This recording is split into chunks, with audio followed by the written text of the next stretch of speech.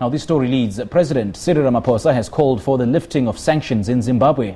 The president was answering questions on the sidelines of the International Labour Organization meeting in Geneva, Switzerland.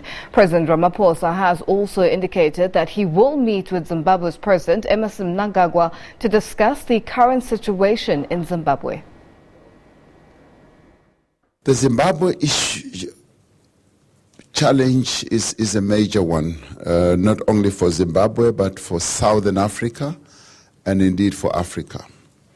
Zimbabwe has emerged from a very difficult political situation, and they've now held their recent elections, which went well, but they still have sanctions that many countries around the world have imposed on them.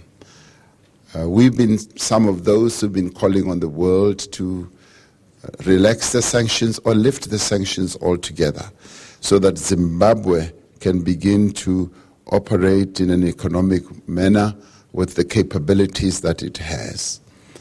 They are currently facing serious economic challenges, and they can be assisted by the world if those sanctions are lifted. But at the same time, yes, they are having discussions with us as South Africa about the economic challenges that they're facing. We are involved in serious discussions to see how best any form of assistance can be made available to Zimbabwe. We have not yet reached conclusion. We've had the Minister of Finance on our side and the Governor of the Central Bank getting involved in their counterparts on the Zimbabwean side. And President Mnangagwa and myself will meet at a later stage to see what is possible. I'm not able to say whether, the change of their monetary currency would be the silver bullet that they need or not. It is something that they themselves will need to consider, because they did change their monetary currency and dollarized it, and that may or may not be working so well for them.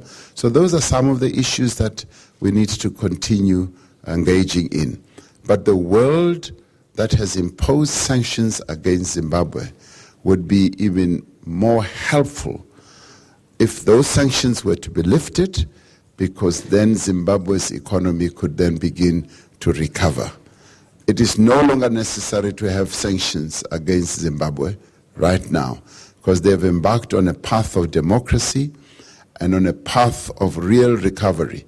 And we will help them best by lifting those sanctions, because that in many ways would relieve the tension that is currently in the country, with shortage of food, shortage of fuel prices skyrocketing, and all that can be eased if sanctions were to be lifted.